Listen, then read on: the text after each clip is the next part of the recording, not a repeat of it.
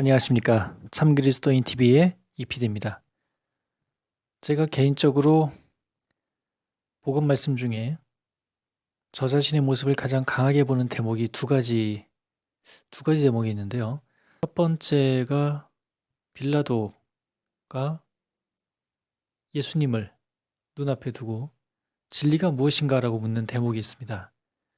그게 가장 강하게 저 자신의 모습을 보는, 제가 저 자신의 모습을 본다고 생각하는 대목이고요. 두 번째 대목이 바로 제자들이 예수님을 앞에 두고 예수님이 이 군중들에게 먹을 것을 주라고 하시니까 좀 약간 어이없다는 투로 이 많은 사람들에게 어떻게 빵을 먹일 수가 있겠습니까? 라는 식으로 반문하는 그런 대목이 두 가지죠. 빌라도 같은 경우는 굉장히 좀 시사하는 바가 많다고 생각하는데요. 진리 그 자체이신 예수님을 눈앞에 두고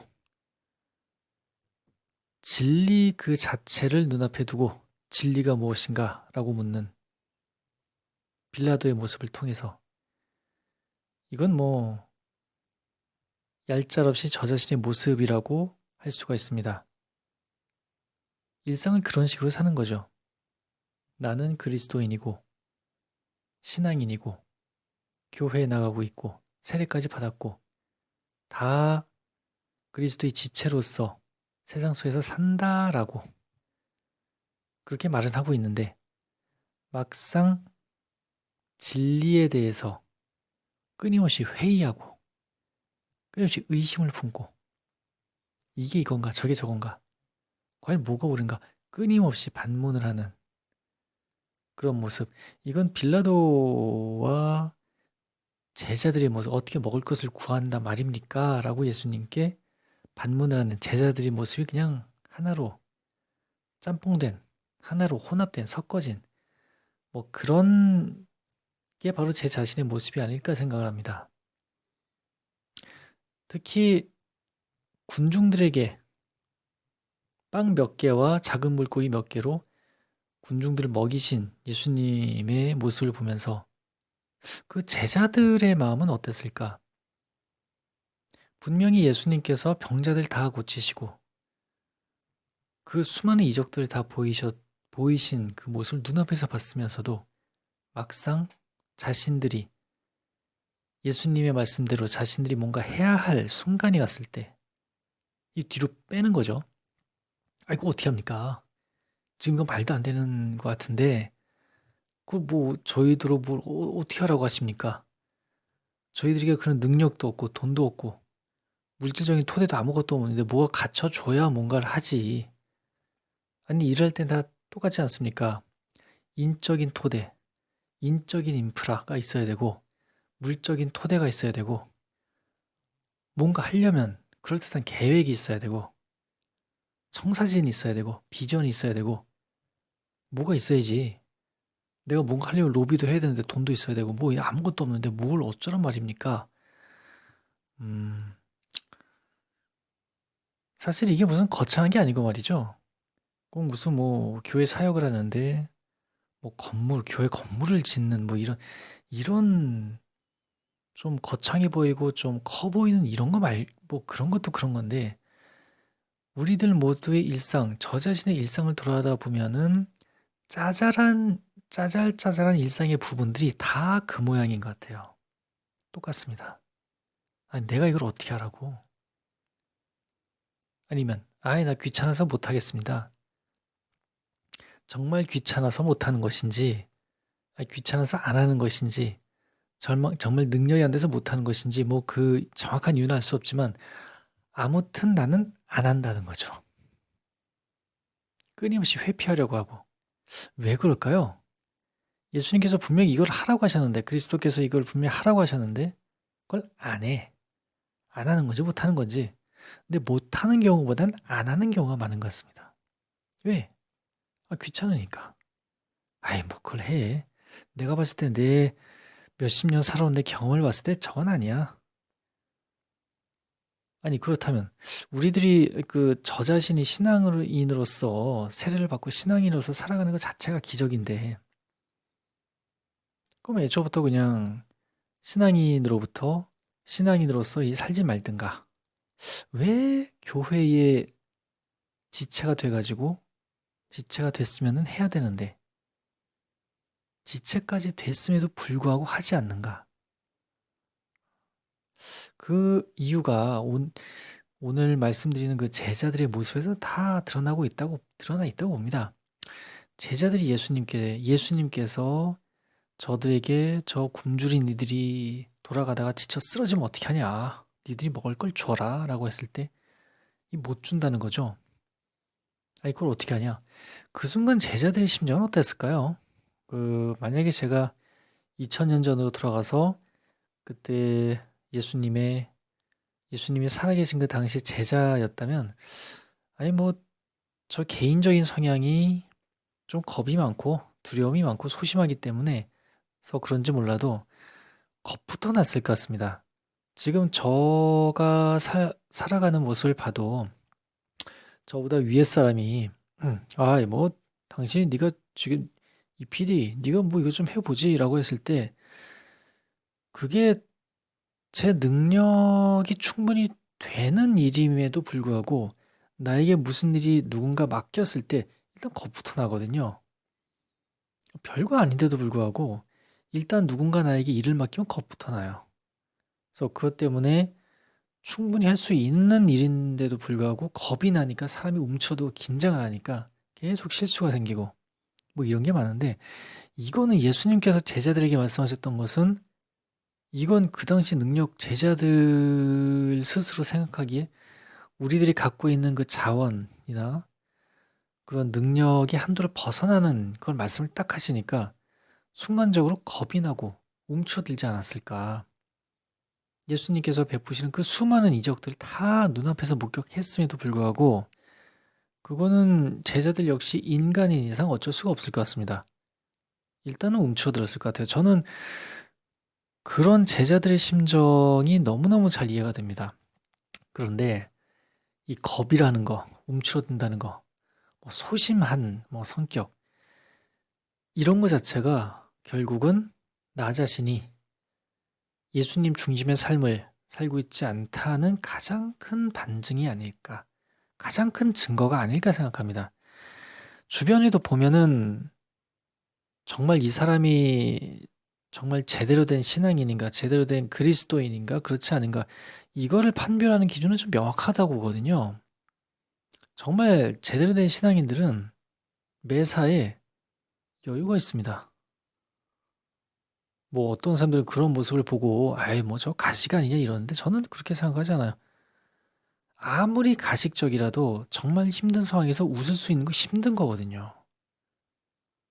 그게 정말 가식이라고 해도 위선이라고 해도 전 그것 가식적이고 위선적인 정말 힘든 상황에서 그 가식적이고 위선적인 미소, 정말 위선적인 그런 모습이라고 해도 위급하고 힘들고 지치는 상황에서 웃을 수 있다는 것은 그거 자체로 대단한 거라고 봅니다.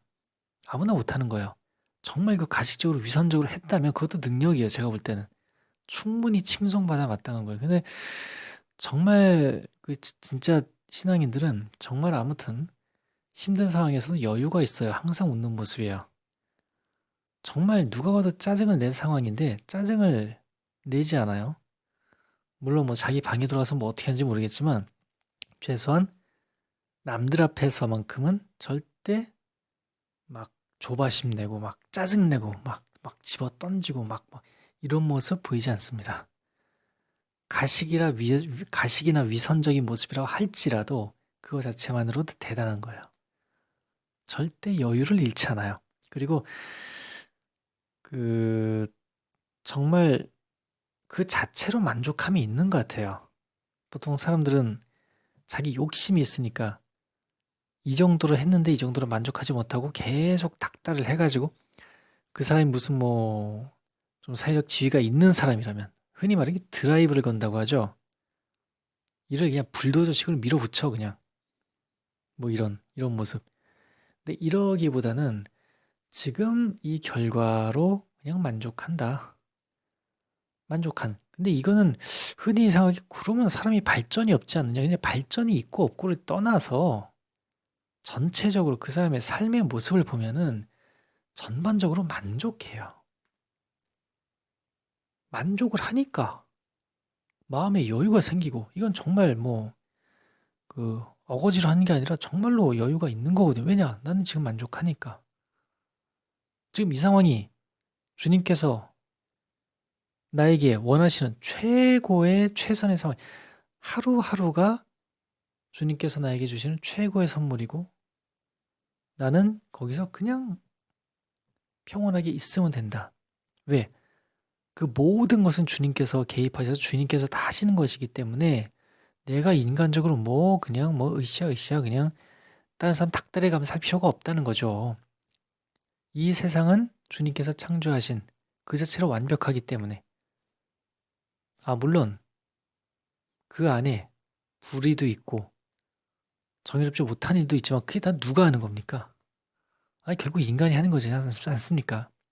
결국 인간 스스로가 망쳐놓는 이런 건 있을 수 있어도 인간 스스로 망친다는 것은 인간의 욕망이 거의 개입돼 버리니까 이게 흐트러지는 거죠. 근데 인간이 아무리 욕망이 강하고 그래서 뭐 자연을 훼손하고 정의롭지 못한 일을 하고 그런다고 해서 그게 주님의 손바닥 바깥에 있는 걸까? 그건 아닌 것 같습니다. 뭘 아무리 뭐 불의한 일이 끊임없이 저질러지고 뭐 전염병이 돌고 뭐가 뭐 자연재해가 일어나고 한다는 것도 결국 이거 자체가 다 부처님 손바닥 아니, 이 주님 손바닥 아니, 주님의 어떤 섭리하심에 다 있는 것이기 때문에 진정한 신앙인이라는 그걸 아는 거죠. 아무리 힘든 상황이라도 그 배후에는 주님의 섭리하심이 있다. 주님께서 계시다. 주님께서 임재하신다. 사실 뭐 임재는 이미 다 주어진 거죠. 우리의 어떤 그냥 주님께서 임재하시는 주님의 현존을 체험한다는 거죠. 현존. 저는 임재와 현존은 좀 차이가 있다고 봅니다. 임재는 그냥 주님께서 그냥 계시는 거고 그 주님께서 계시는 그 주님을 느끼면 그 주님이 현존하는 거고 내 안에 그리고 우리 안에 우리 공동체 안에 우리 교회 안에 진정한 신앙인들은 주님의 현존 안에 있다. 근데 그 당시 제자들은 예수님께서 먹을 빵을 구해오라 먹여라 하고 했을 때 군중들 먹이라 하고 했을 때 반문했던 제자들은 뭐 주님의 임재하심은 뭐 다 알죠. 뭐 있으니까 눈앞에 예수님이 계시니까 하지만 주님의 현존은 체험하지 못한 상태였다. 저는 그렇게 봅니다. 정말 그야말로 눈의 강조하지만 지금 저 자신의 상태와 매우 흡사하다. 진리가 무엇이냐? 진리를 눈앞에 두고 진리이신 예수님을 눈앞에 두고 진리가 뭐냐고 물었던 빌라도 역시 아니 주님의 임재하심은 있었던 거예요. 하지만 주님의 현존을 체험하지 못했던 거죠. 그 지가 느끼지 못하는데 어떻게 현존을 할 수가 있겠습니까? 그래서 결국 그 복음 말씀에 나오는 결론은 주님의 현존을 체험하느냐, 그렇지 못하느냐. 결국 그 차이인 것 같습니다. 그리고 그 주님의 현존을 체험하고 현존 안에서 살고 있는 사람들은 진정한 신앙인이라고 할 수 있는데 그런 분들의 특징은 여유, 조바심 내지 않고 야 이걸 내가 어떻게 하냐? 이런 건 없죠. 여유. 언제나 평온함, 어떤 상황에서도. 뭐 단순한 거라고 봅니다. 저는 그리스도교 신앙에 그게 뭐 복잡하지 않다고 봐요. 복잡하지 않은 것 같습니다. 단순한 것 같습니다. 항상 기쁨에 차고 항상 행복하고 평온하고 만족하고 그 자체로 만족하고 남에게 사랑을 베풀고 끝. 더 이상 뭐가 있겠습니까? 뭐가 있을까요? 그리고 그 중심에는 성령의 작용하심이 있고 세 분 간의 세 위격이 만들어내는 완벽한 조화 안에 있는 거. 그게 바로 얼굴 표정, 만족스러운 얼굴 표정, 화내지 않고 행복하고 평온하고 이 안에 있다는 거죠. 그 만약에 그 제자들도 당시 제자들이 현존 안에 주님의 현존 안에 거하는 사람들이었다면 뭐 기쁘게 했을 겁니다. 예수님께서 주라는데 빵을 주라는데 빵을 주면 되는 거지. 무슨 뭐 토를 달고. 예, 저처럼. 저는 항상 토를 달고 살죠. 그래서 저 역시 행복하고 싶습니다. 근데 행복이라는 게 저 자신의 욕망을 충족시키는 그런 행복이 아니라 이거는 끝이 없으니까 인간의 욕망은 끝이 없으니까요. 이거는 진짜 지쳐 떨어지는 거고 죽음에 이르는 거고 저 역시 주님의 현존 안에서 경험할 수 있는 무한한 평화와 평온 그리고 예수님께서 하라고 하신 거 이거를 기쁘게 수행할 수 있는 그런 삶을 살고 싶다. 그런 마음이 좀 듭니다. 여러분들도 그런 삶을 부디 살 수 있기를 주님의 현존 안에서 살 수 있는 살아가는 그런 삶이 되기를 간절히 기도드리겠습니다. 이상 참 그리스도인 TV의 이PD였습니다. 감사합니다.